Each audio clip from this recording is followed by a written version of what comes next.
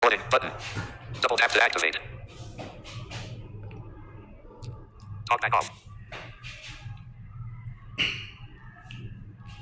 Okay, magandang hapon sa lahat ng mga friend natin. Kumusta po kayo dito sa ating i-upload na video? Bago tayo mag-upload ay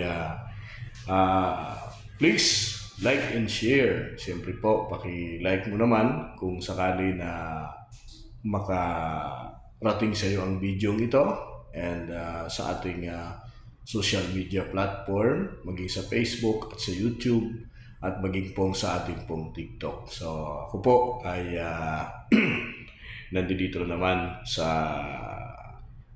aking kaibigan, no? So sa Laguna.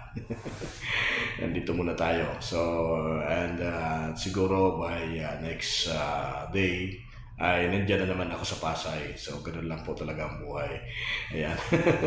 Ayan, magandang hapon sa ating pong lahat. Ngayon ay ano na ba ngayon? 14. Hindi ako nagkakamali, 14. Hindi ko na alam.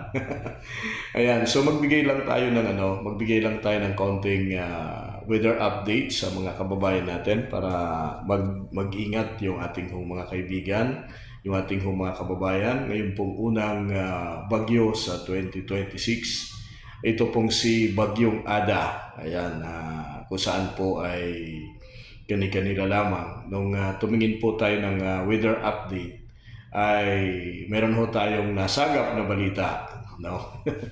Na meron pong bagyo, itong si Ada, na nagbabanta po dyan sa Eastern Visayas at Bicol region at sa Mindanao, na posible pong magiging maulan.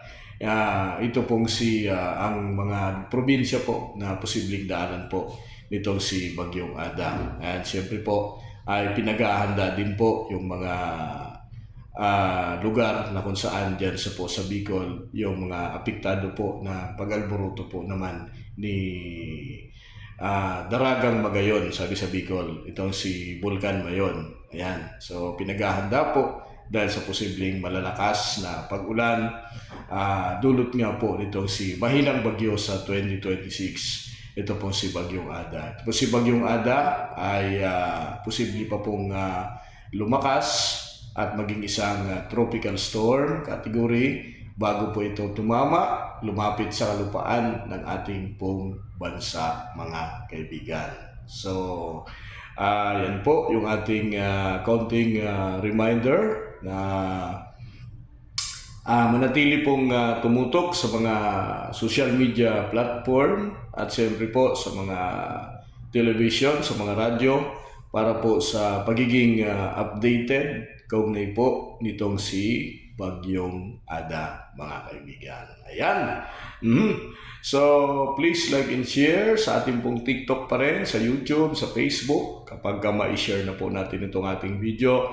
At siyempre po, mag-invite pa rin po kami dyan sa lungsod ng Pasay, sa MCJ Wellness Blind Massage, located at 2nd floor ng Welcome Plaza Mall at Senior Pure Gold Libertad, Pasay City. Pakipalo nyo po si Ma'am MJ o Mary Jane Lobres, at tingnan din po yung MCJ Wellness Blind Massage na nandiyan din po sa Google Map, at makikita po ninyo yung ating pong lokasyon, mga kaibigan.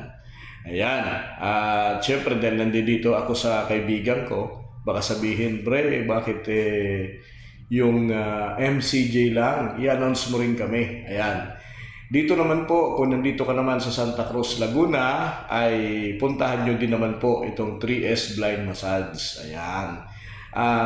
3S Blind Massage na nandito po sa Metro Central Mall ng Santa Cruz, Laguna. Nasa 2nd floor po ito. Kung nandito po kayo sa bandang Laguna, maghahanap po kayo ng massage, nandito lamang po sa Metro Central Mall at 2nd floor ng Metro Central Mall sa Santa Cruz, Laguna. Ayan. So, ayan na guys, ha. Ayan. At maraming pong salamat sa mga nagtitiwala sa ating pong advocacy sa YouTube channel, sa TikTok. Ayan, na matapos po nating forward, ma-share ang video, siyempre po, paki-like and share. Ayan. Magandang hapon po sa ating pong lahat. Maraming salamat. Ako po si Kuya JB.